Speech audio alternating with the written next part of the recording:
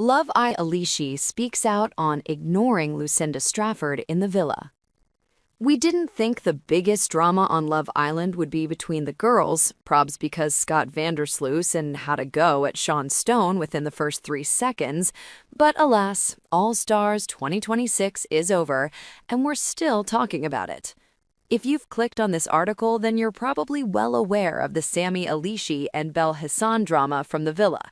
Now that they're out, though, they're all saying their piece on what really went down.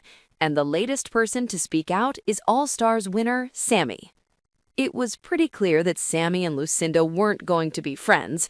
Again, depends on who you ask, TBH. Following that recoupling with Ciara and Davies, Piegate, and their infamous row that ended with Lucinda laughing, but now Sammy's revealed what things were really like between them.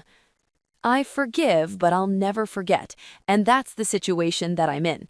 I'm not going to ever hold a grudge, I'm not going to hold animosity towards her or anything like that, she told Olivia Atwood on her Olivia's House podcast.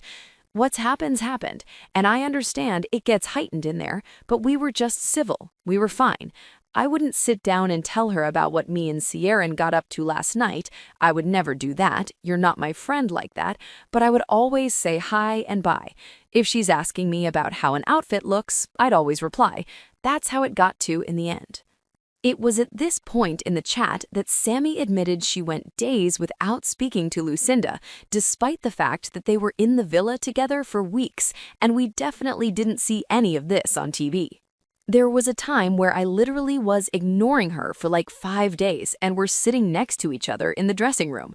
I was literally not even speaking, and then it got to a point where it's more energy to do that than it is to just be civil. And I was like, you know what? I'm kind of over all this now.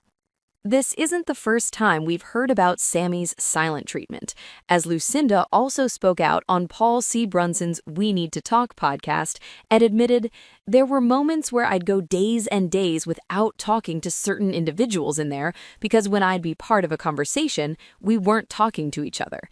And when Paul asked if Samie was one of the Islanders should go days without speaking to, Lucinda admitted, yeah, I got used to it.